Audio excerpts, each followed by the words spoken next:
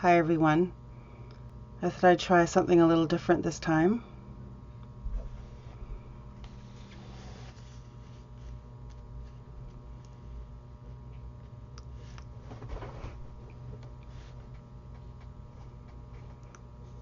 I just want to talk about the symptoms that I have of CPTSD that have been especially troublesome for me.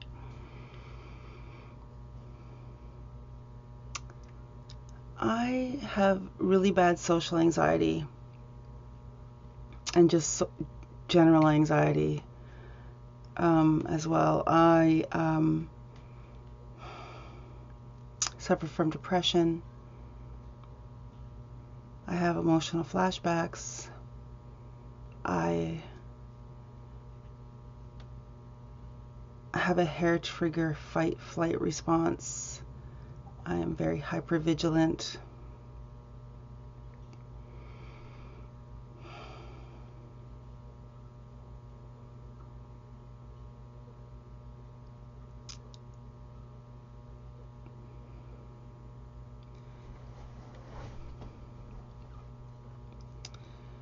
Okay, so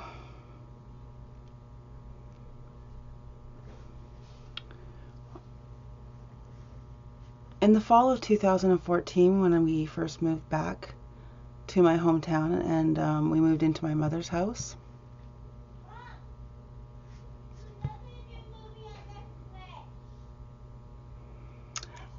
I was already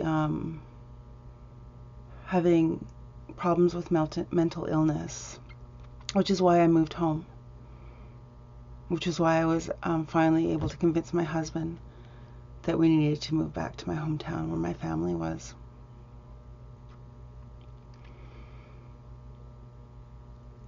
I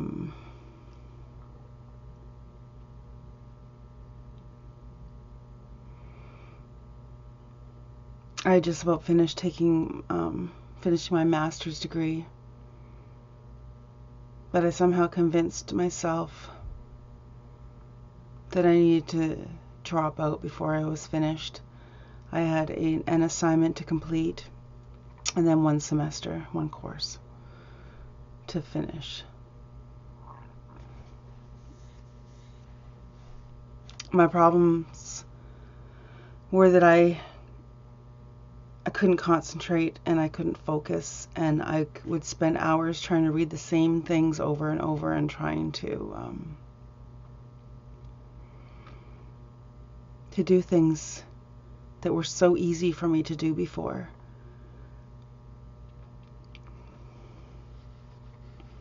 And I was having so much trouble. So at the time I was seeing a psychiatrist, a counselor and a psychiatrist in the town that I lived in before I moved here, and I talked to him about it, and he said that he wanted me, of course, to make the decision of whether I dropped out. But he explained it like this. He said, if you were training for a marathon and you broke your leg, nobody would think twice about you taking time off to heal and repair yourself before you completed that marathon.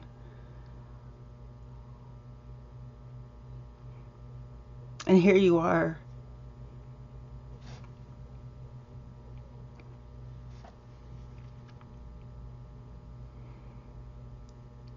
working towards your master's degree,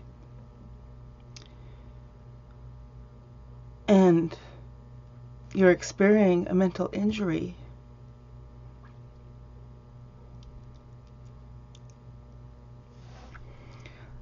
It should not be seen any different than taking time off to repair your leg, to heal, your leg injury, to run a marathon. Then it should be to take time off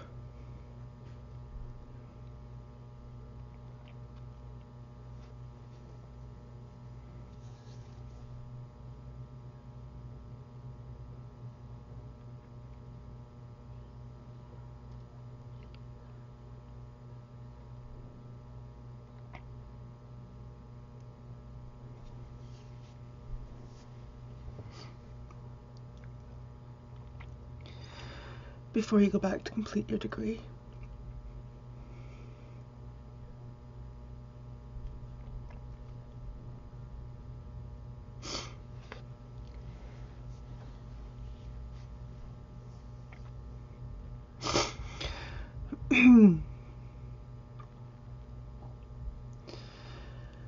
I dropped out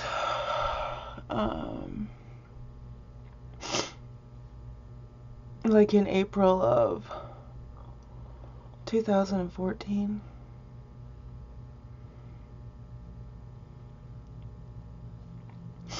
I could have finished my degree. I could have had my master's degree by the end of August 2014. I moved back to my hometown at the end of September 2014. And my depression and anxiety consistently got worse. I began noticing that I didn't really like my mother that much. I began noticing that I felt like I hated her sometimes.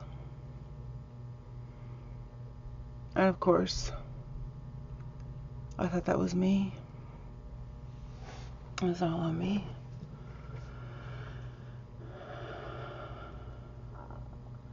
I found out that my mother is a narcissist because I went to Google and I Googled, why do I hate my mother? Why do I feel like I hate my mother? Because I honestly couldn't understand why I was having these feelings. Everything was coming up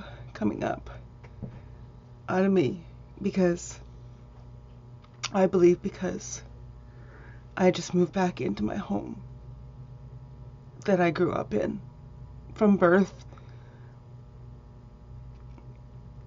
And even though I had stayed there when we came back for visits, actually moving in and living there again, I think helped bring everything to the surface. And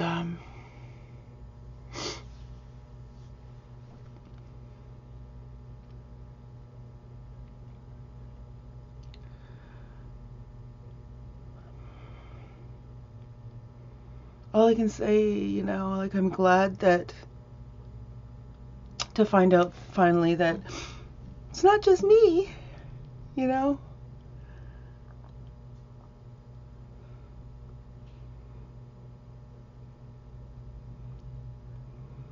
that the narcissist was always just putting the blame on me. The narcissists. My mom's a narcissist. Golden child sister's a narcissist.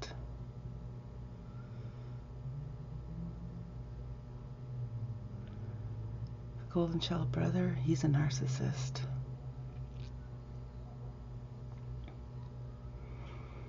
And the second born sister, who I think was the original scapegoat, she's a malignant narcissist. I'm pretty sure that my dad was just an enabler, but I don't know, as time goes on, I'm beginning to wonder about him.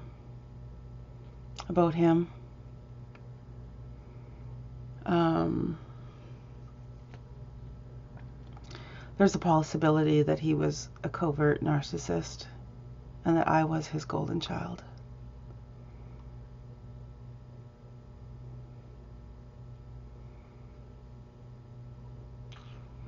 I was his favorite anyway. And what kind of people have favorites when they have children? 6 children. I look just like his mother. And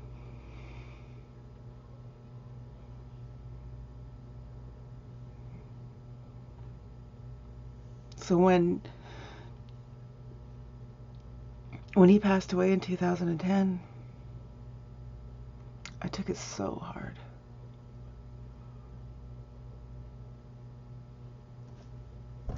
My doctor thinks that,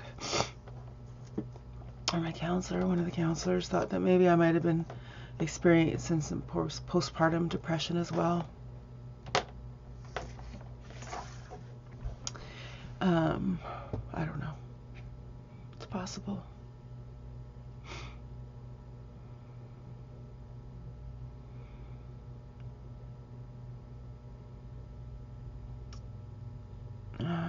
A psychiatrist I was seeing before, years ago, told me that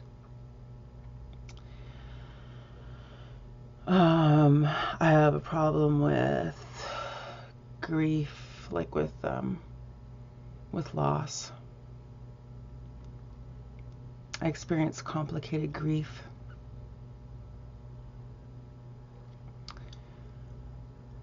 So the fact that I may have been my father's golden child explains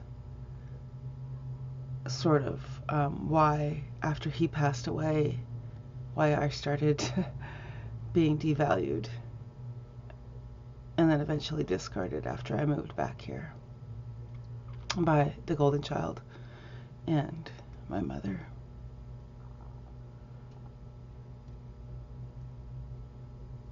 My golden child sister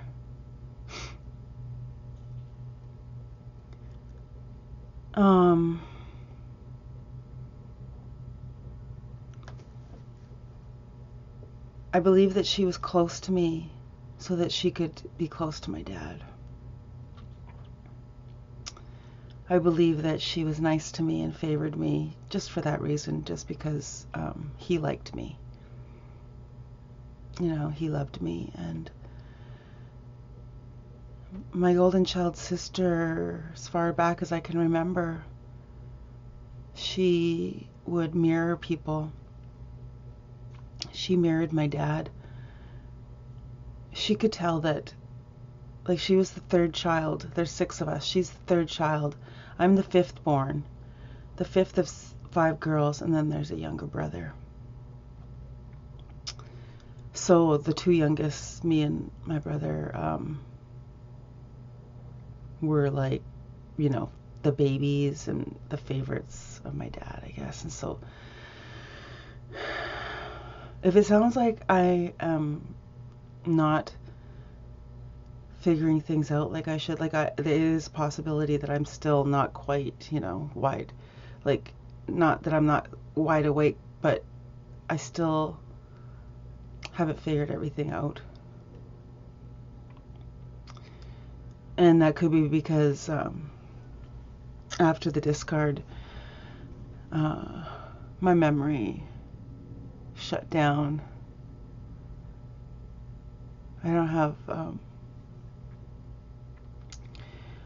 very many childhood memories anymore.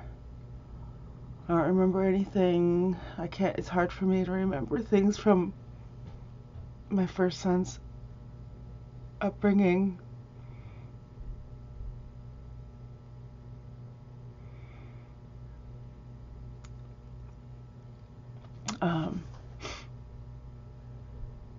And my short-term memory is really bad.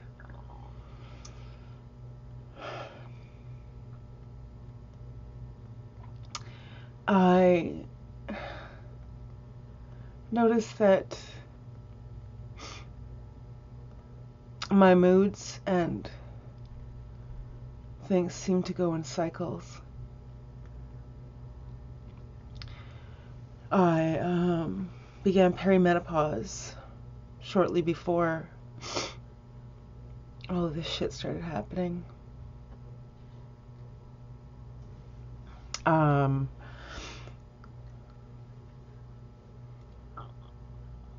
so I first noticed the cyclical nature, when I first started noticing that, I felt like I hated my mother. And I noticed that came at certain times of the month. And it would last for, a couple days, week, 2 weeks, whatever. Like, I don't know.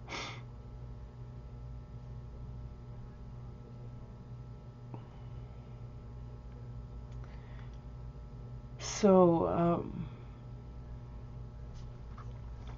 right now I'm in that 2 week down cycle, but bad, when everything seems so bad, and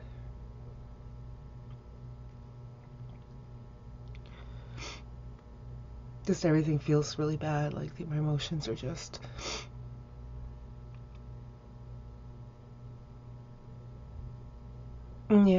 just and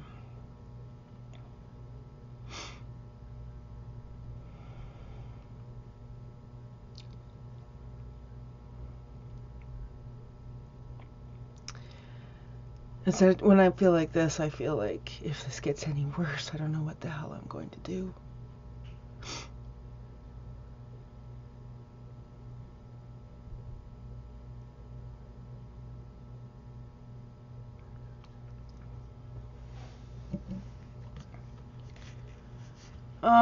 So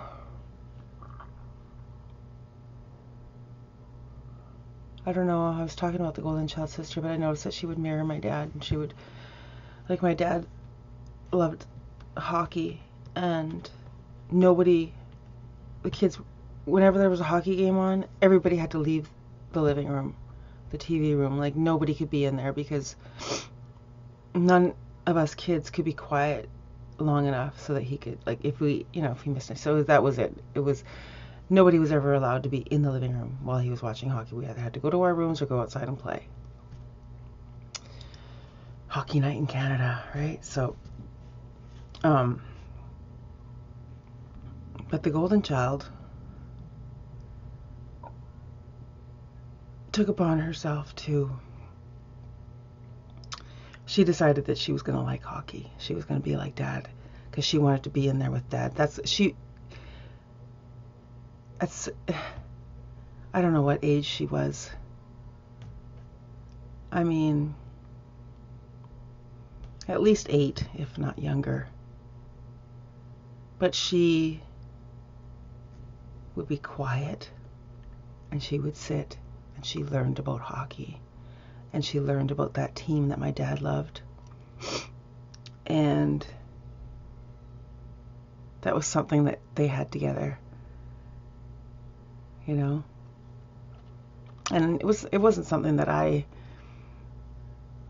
felt like I needed to be close to my dad. I mean, I would talk to him about his team, and I liked the team. I because they're the local team, kind of like, So, I mean, I would talk to him about it, and ask him how they're doing, and then later on, like, I began watching them, and I wonder now if she resented me for that, like, she likes hockey now, what is she trying to do? Well, I don't know, just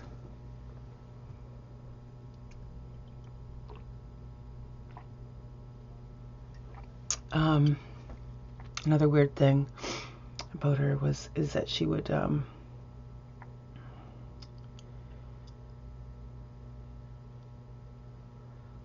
like, she really, really, really wanted me to like everything that she liked. Like, she was trying to make me mirror her,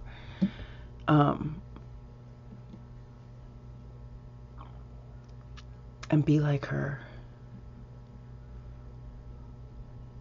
For some reason, she picked me to be, like, she wanted me to be her little minion or something, and she would get me to listen to her music, and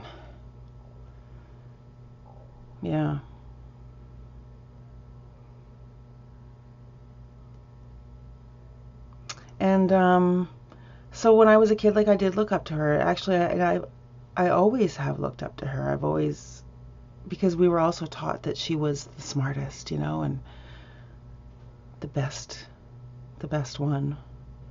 We all knew that. But I genuinely did love her very much, and really looked up to her. And as a child, I drew pictures of her, and I made a little clay figure out of, you know, clay of her. And she still has those things, like she framed them, and, you know.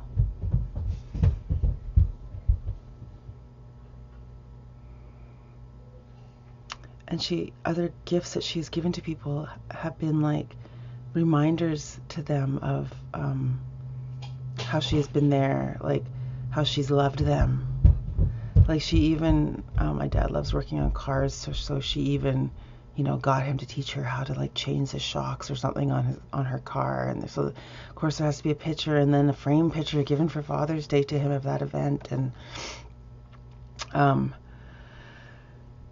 And like, she even dug up an old picture that she drew of Mom on Mother's Day baking a cake or something, and she drew a picture of it, got put in the paper. So there was like a big, oh, I'm going to frame this, and I'm going to find the old certificate and the old paper clipping and put it, you know, it's like reminders of her love for them, reminders of, you know, how dedicated she was to them or something.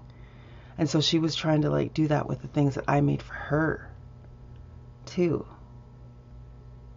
which I found kind of strange. I really did.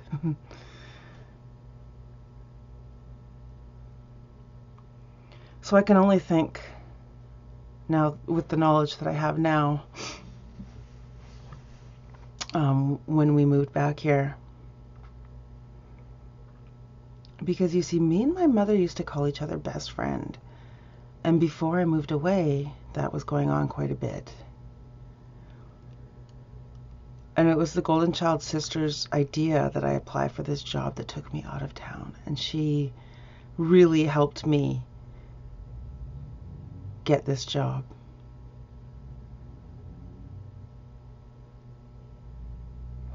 So I can't help but think that she tried to get rid of me. And then when I moved back into town, she had to do it again. She tried to do it again. She actually, after the discard and after, you know, like it, you know, we just were moved into a different place out of there, then she was trying to get me a job again.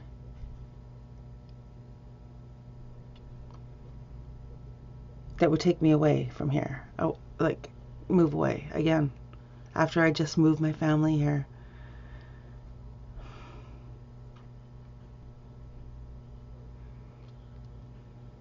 So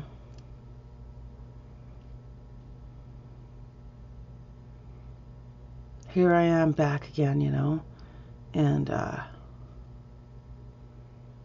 she couldn't have that. I just wish that they had said something before I moved here, or that I had woken up sooner, you know, because I know that they'd started on me before I moved here. But here I am.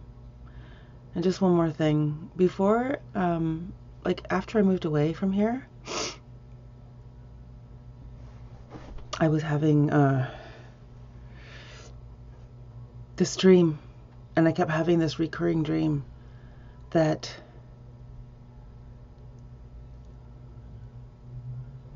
my front door, I was in a townhouse, but that my front door was broken somehow.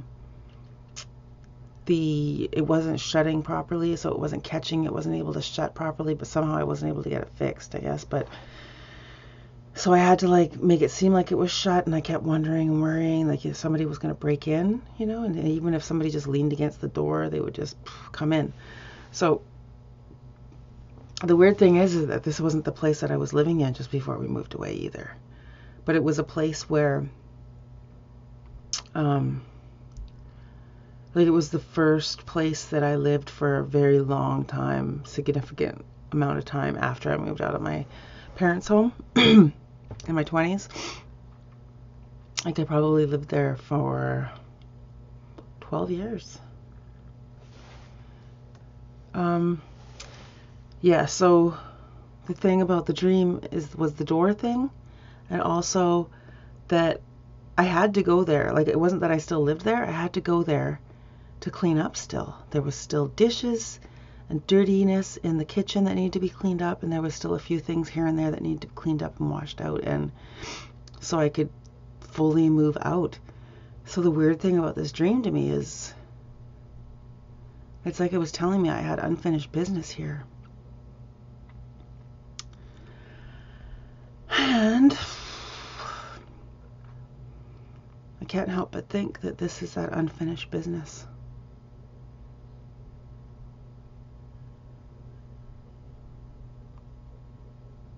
Could be.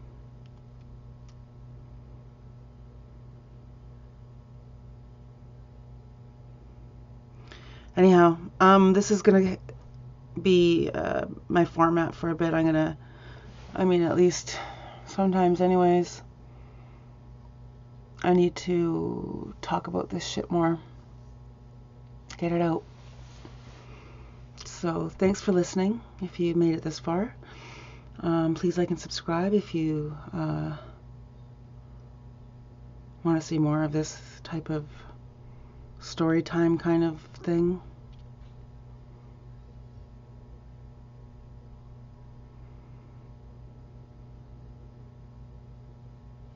Yeah, so thanks a lot. Talk to you next time. Bye.